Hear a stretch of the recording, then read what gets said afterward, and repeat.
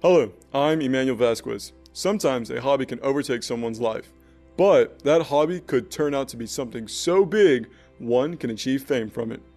Riding a horse may not be completely foreign to a high school student, but riding hunter-jumper horses is not an average high school student activity. Not in Jefferson County, Texas, anyway. Kaylin Moore, a sophomore from Nederland, Texas, shatters the mold on that subject.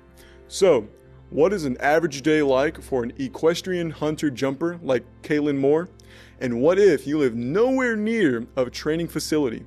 We followed Caitlin for a few days on her daily journey through 2 states to see what her average day is like.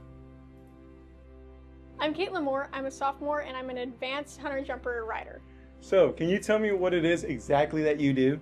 I'm an equestrian hunter-jumper, so that means that I ride and train horses for a company, and through that I jump heights and stuff internationally and nationally.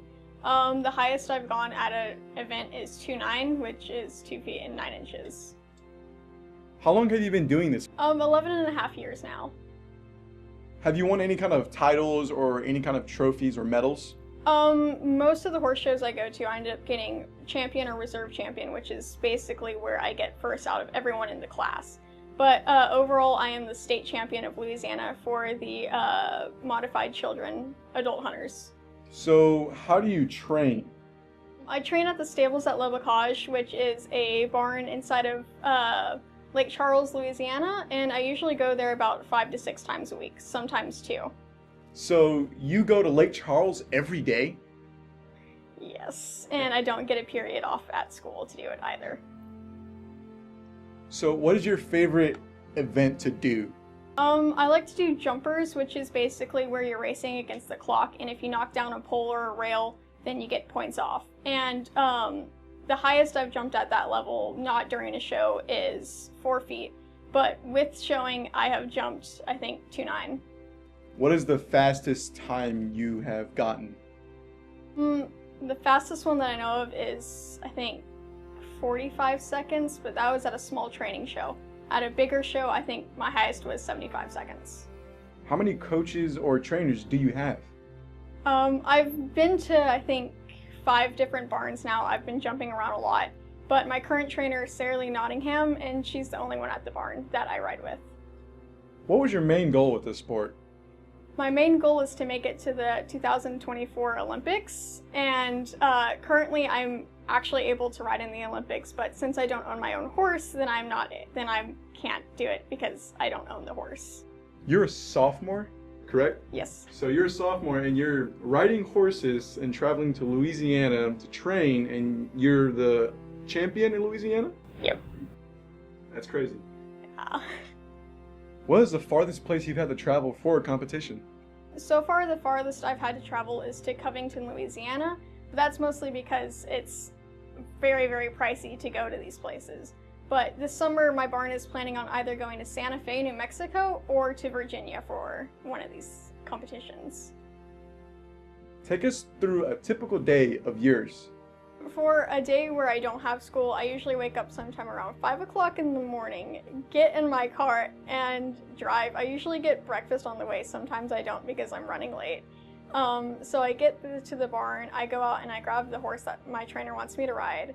I tack her up, or him, I tack them up, which includes grooming and then getting all the tack out and then putting all the tack on the horses, making sure that they're still sound and not hurt, making sure all the shoes are still on. Go out, warm up, which includes like flat work where you trot, walk, and canter around the arena. And then after about 30 minutes of that, then I can start jumping. Usually we start with 2-foot jumps and then we make our way up to oxers, which is where you have 2 jump poles and they're far apart, usually about 2 feet. And then we start jumping those, we get bigger, and then after we get a couple of good rounds around the arena with courses and everything, then we start going back down to more of the 2-foot stuff, and then we end with a bunch of flat work. Then after that, I go outside, or I go back in the barn, and then I untack, I groom, and then I bathe the horse, which can take up to 3 hours sometimes, because we have to put liniment oil on them, which helps soothe the nerves and the muscles, and then we have to actually bathe them with a bunch of stuff, including shampoo, conditioner, hair straightener, all of the good stuff. Then we have to do some footwork and therapy on the horses since they've been out jumping forefoot stuff. And then afterwards, whenever they're drying off, sometimes I do homework, sometimes I don't have time to because I'm tacking up another horse, and then it's basically rinse and repeat until it's about 7 o'clock at night, and then I get back home. For school days, it's like that, but kind of compact, and I usually get home sometime around 11. So basically, you are a busy person from the minute you wake up to the minute you go to bed. You are doing either something or there's something to be done. The life of an equestrian. What keeps you motivated through all of this? It's the feeling of freedom whenever you're going over a jump with your best friend. A day in the life of Nederland High School student Caitlin Moore is quite different from the average student. From having to drive great distances to train and to compete, she endures all sacrifices for one great prize. It makes it more difficult since it is not a school-sponsored sport. She will continue to train until 2024 when she hopes to compete in the Olympics. On behalf of Nederland High School, we wish her the best with her training, competitions, and Olympic goals.